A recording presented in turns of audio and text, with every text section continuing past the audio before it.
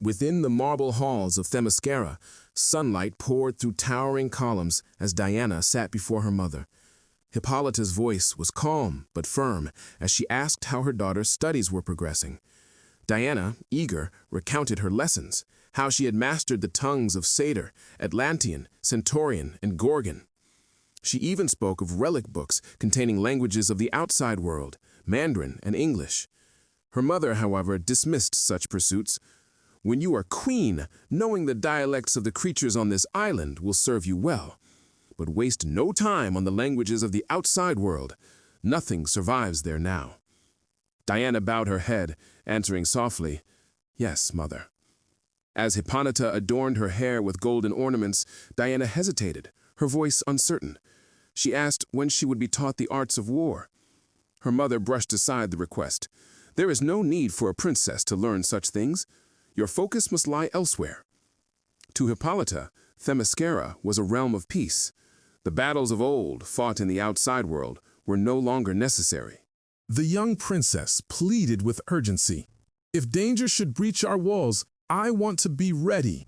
I must learn to protect our people." Hippolyta countered that guards trained in the art of war already stood to defend Themyscira, while Diana's duty was to rule wisely, to preserve peace.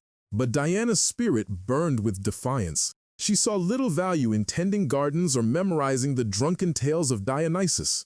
Her words struck her mother sharply, and Hippolyta warned her not to speak irreverently of the gods. They had given the Amazons eternal peace. If Diana proved herself worthy, perhaps one day they would bless her with immortality as they had Hippolyta.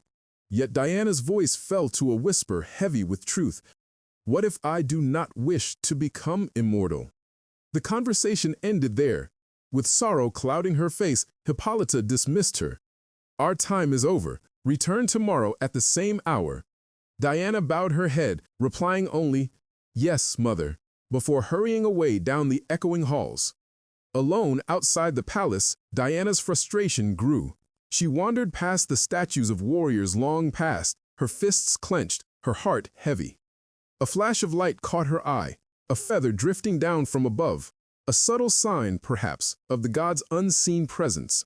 Not long after, shouts pierced the air. From beyond the walls, Diana heard the clash of steel and the pounding of hooves or claws. She could not tell. Curiosity pulled her into the shadows, where she glimpsed Amazons locked in fierce combat against an unknown foe. The dust of battle obscured its form, yet its strength was undeniable. Warriors cried out to surround it, to cast their nets, but their efforts faltered against its power. Diana's eyes widened, torn between awe and fear. The battlefield roared with chaos, shields splintered, weapons clashed, and the ground trembled beneath the struggle. The Amazons were being driven back, their formations breaking. Then, through the storm of violence, a golden figure burst forth. Alcippe, her armor gleaming, her presence commanding, struck with brutal force. With each swing of her weapon, foes were cast aside, her power dwarfing all others. She was a storm-given form, unyielding and fierce. Her voice cut through the din, sharp as steel. "You scramble like children. Where is your strategy?" The training ground had become a crucible, and Diana, watching from the shadows, knew her destiny would not allow her to stand apart for long. The training ground rang with the echoes of clashing weapons. At its center stood Alcippe, towering in golden armor, her grip firm around the spiked mace she wielded with effortless authority. Her eyes burned with disappointment as she declared that none of the Amazons before her were yet fit to protect the city. Had their weapons been real, she warned, their blood would already be spilled at the gates of Hades. With cold finality, she commanded them to rise again at dawn, vowing that they would try once more. The warriors answered her in unison, "Yes, Captain," their voices weighed with both fear and respect. From the shadows, young Diana watched intently, her wide blue eyes reflecting both awe and longing. She studied the captain's strength, the scars that marked her face, and the unwavering command she held over the others. Something stirred inside Diana, a yearning to be part of that world.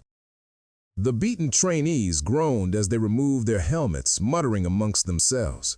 One called Alcippe a brute, the harshest of all immortals. Another countered that she was the greatest of brutes, mightiest of them all.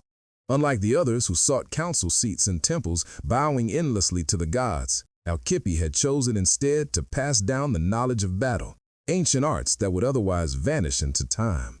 No matter her methods, one whispered, we should count ourselves lucky to be taught by her. Diana's eyes narrowed, conviction building in her young heart. Later, Diana wandered through the bustling streets of Themyscira, her thoughts heavy. Merchants called out their wares, children played, and the city thrived. But her gaze drifted toward the walls that separated her from the unknown beyond. Sitting alone, chin resting on her knees, she stared at the gardens, then at the looming barrier. Something inside her whispered, pulling her toward the forbidden. She moved through the silent greenery, past fountains and broken statues, until she came upon the old iron gate. She knew it was forbidden. She had never been beyond the walls of the city, but the unseen force urging her forward was too strong. Her small hands pushed the rusted bars aside, and she slipped through, leaving behind obedience to her mother. The forest beyond swallowed her in shadows and whispers. As she ran deeper, the trees seemed alive, their eyes upon her. The island itself was watching. She felt it in her bones, every step carrying her further into its mysteries. She was an intruder, and the horrors of the wild might soon find her. But she did not care. With the wind in her hair and the earth beneath her feet, she felt something she had never known before, freedom. For in this moment, nothing else mattered. Pausing by a glistening stream, she sat upon the bank. Sunlight poured through the canopy, striking her face as her reflection rippled in the water.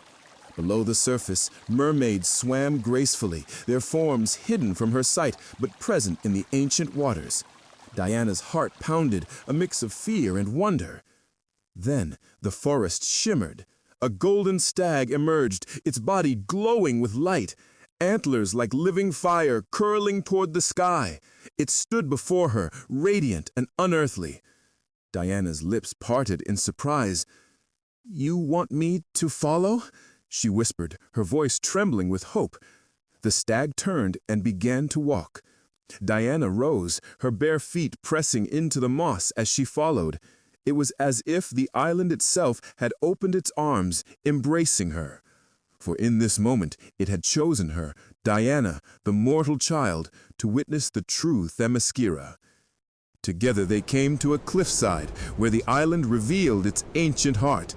A colossal giant waded in the sea, casting nets into the waves, while monstrous birds soared overhead.